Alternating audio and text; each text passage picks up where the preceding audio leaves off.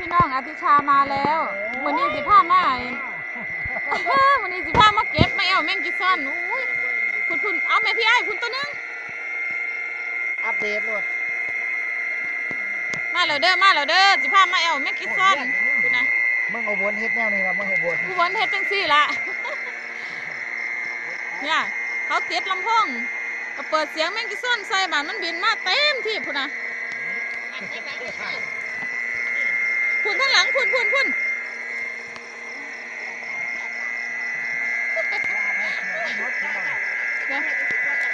มือมาที่เก่าโอ้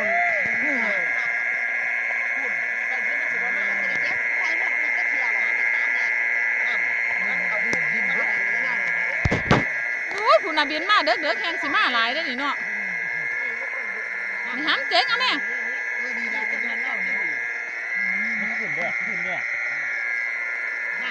นั่นไอ้แม่นี่รถขึ้นเนี่ยมันบนมามันไหนบนหู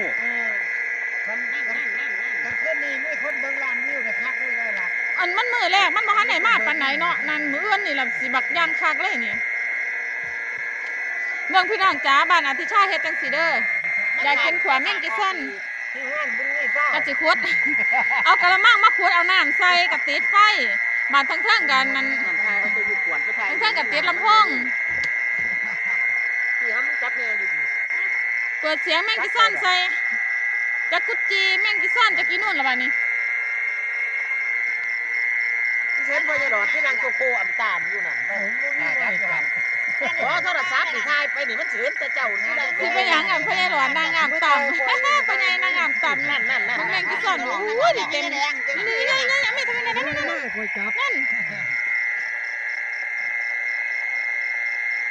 เบิ่งพ่อใหญ่หลอนได้หลายแล้วคุณอู้พี่น้องจ๋าอยากบอกขวแมงกิซอนคุณเฮ็ดคือบ้านผู้ขาพี่เด้อผู้ใดอยากโอ้ยกินหอดผู้อยู่เมืองนอกเด้อเนาะไม่ชอบเลยมันก็สิมาเป็นหมวดประจักษ์บุดไปแดงบุดมันหวดเนี่ยมันไต่เท่าเนี่ยไม่ซื้อหรอกบ่อนมันมือแรกยายแดงมันบ่ทันได้ยินนะมันบอกมันยังตื่นอยู่ก็เก็บอยู่เลยโอ้ยเก็บไปใหญ่ปุ๋ยมันจะกระจายอยู่มันนอนคอยมากเลยมันนอนเนี่ยมาก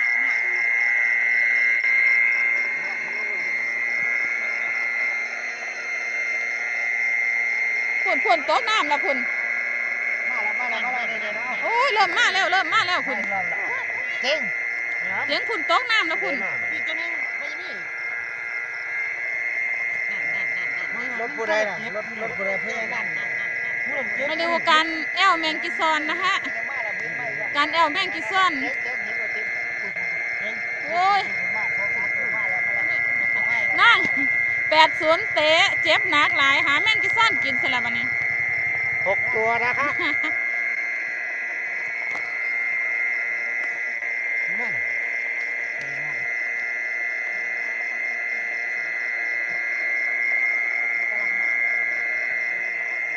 ว่าบางนั้นก็ได้เก็บอยู่เลยก็ได้หลายอยู่ตัว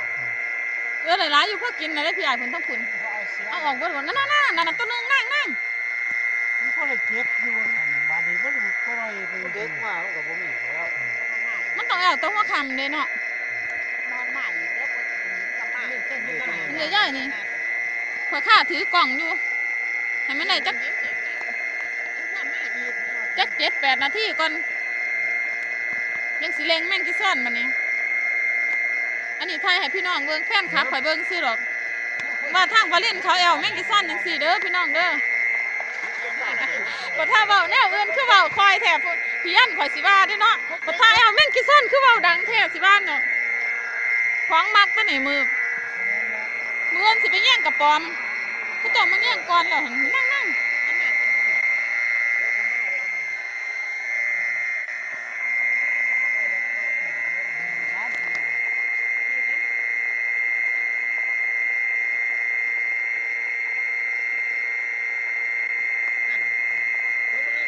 มาดูการแอลแมงกิซอนนะฮะวาดินสำหรับเขาทำอย่างนี้แหละ โอ้ยมันหาย ท่านสมัยบ่พี่น้องจ้าบ้านอธิชาเฮ็ดจังซี่เด้อเจ๋งเจ๋งนี่ตัวนึงเจ๋งเจ๋งนี่ตัวนึงนี่พุ่นสองพุ่นมาแม่เจ๋งนี่ทางนี้ตัวนึงนี่พุ่นสองพุ่น เก่งน้อยกูมูพุกนั่นเก่ง เห็นว่าข้างหน้านี่หมุนยัดอยู่นี่นี่เก่งนี่ เปิดเสียงแล้วมันก็บินมาโอ้เต่าไทยบ่แข็งแรง น่ะบินมาแล้ว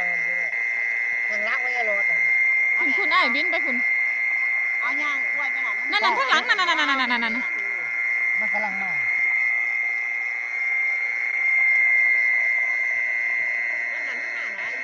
เห็นอยู่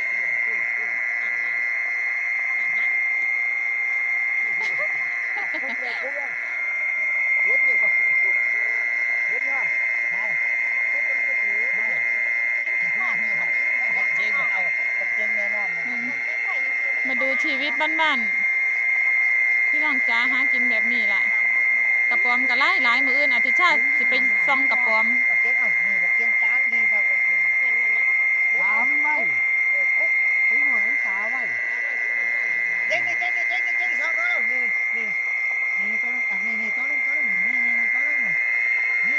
นี่ตัวนึงนั่งนี่ตัวนึงเดี๋ยวเอาแจ็คอันถ่ายคลิปแจ็คอัน8 นาทีก่อนพี่ไอ้จังสิเร่งนี่หมุนยัดตรงนี้เห็นบ่นั่นตัวนึงนั่นมันกำลังข้านมากบัดน้ำบ่บินมันข้านแบบ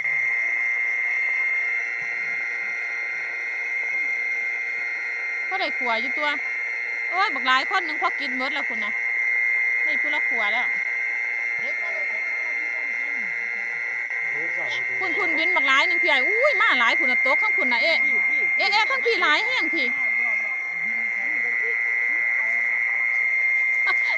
พอยังวินเราว่าเห็นหอดแม่งกี่ซ่อนโอ้ยขอจับจักบาทก่อน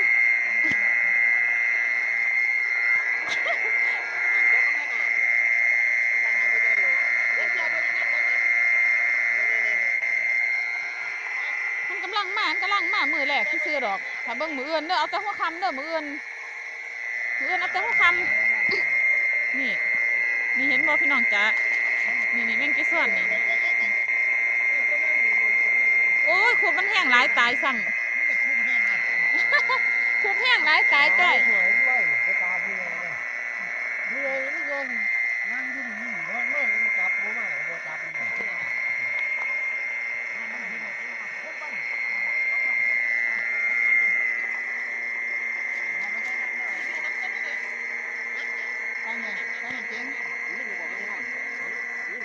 แน่นั่นตัวนึงนั่น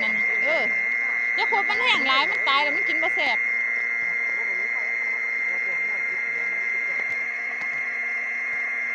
โอ้ยสำนีก่อนเด้อพี่น้องจ้าจับแมงซ่อนก่อน